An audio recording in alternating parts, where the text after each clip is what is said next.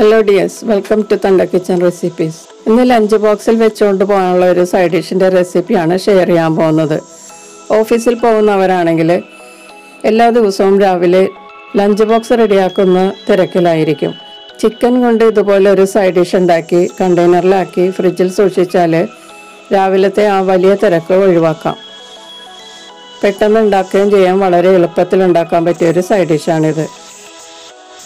അപ്പോൾ ഇതെങ്ങനെ തയ്യാറാക്കാമെന്ന് ഒന്ന് കണ്ടു നോക്കാം.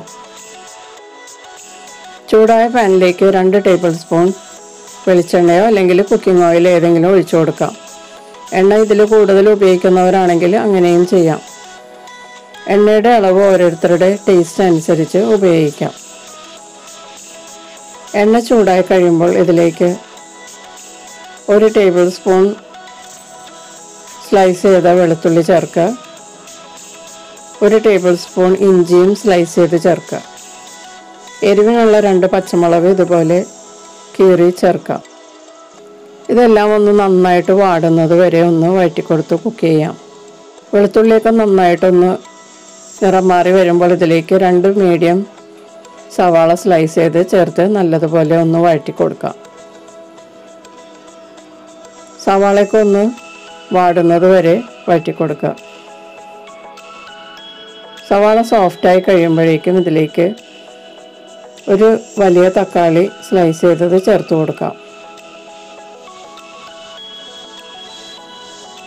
ഒന്ന് വഴറ്റിയതിന് ശേഷം ഇതിലേക്ക് കുറച്ച് ഉപ്പ് ചേർത്ത് കൊടുക്കാം. വളരെ കുറച്ച് ഉപ്പ് ചേർത്താൽ മതിയാവും. ചിക്കൻ നമ്മൾ ഉപ്പിട്ട് വേവിച്ചാണ് ചേർക്കുന്നത്. ഉപ്പ് ചേർത്ത് വഴറ്റുമ്പോൾ തക്കാളി പെട്ടെന്ന് കുക്കായി കിട്ടും. തക്കാളിയൊക്കെ നല്ലതുപോലെ സോഫ്റ്റായി കഴിയുമ്പോൾ ഇതിലേക്ക് മസാലപ്പൊടികൾ ചേർക്കാം. 1/4 ടീസ്പൂൺ മഞ്ഞൾപ്പൊടി, 1/4 ടീസ്പൂൺ കുരുമുളക് പൊടി, 1/4 ടീസ്പൂൺ കാശ്മീരി മുളക് പൊടി, 1/4 ടീസ്പൂൺ ഗരം മസാലപ്പൊടി എല്ലാം കൂടി ചേർത്തിട്ട് ലോ ഫ്ലെയിമിൽ മസാലപ്പൊടികളുടെ പച്ചമണം മാറുന്നത് വരെ ഇളക്കി കൊടുത്ത് ഫ്രൈ ചെയ്യുക. ചിക്കൻ്റെ അളവിനനുസരിച്ചുള്ള മസാലപ്പൊടികളാണ് ഞാനിവിടെ എടുത്തിരിക്കുന്നത്. ഒരു 3 മിനിറ്റ് ഇതുപോലെ ലോ ഫ്ലെയിമിൽ കുക്ക് ചെയ്തതിന് ശേഷം ഇതിലേക്ക് ചിക്കൻ്റെ ബ്രസ്റ്റ് പീസ് വേവിച്ച് പൊടിച്ചത് ചേർക്കാം. 250 ഗ്രാം ചിക്കൻ്റെ ബ്രസ്റ്റ് പീസാണ് ഞാൻ വേവിച്ച് ഇതുപോലെ പൊടിച്ചെടുത്തത്.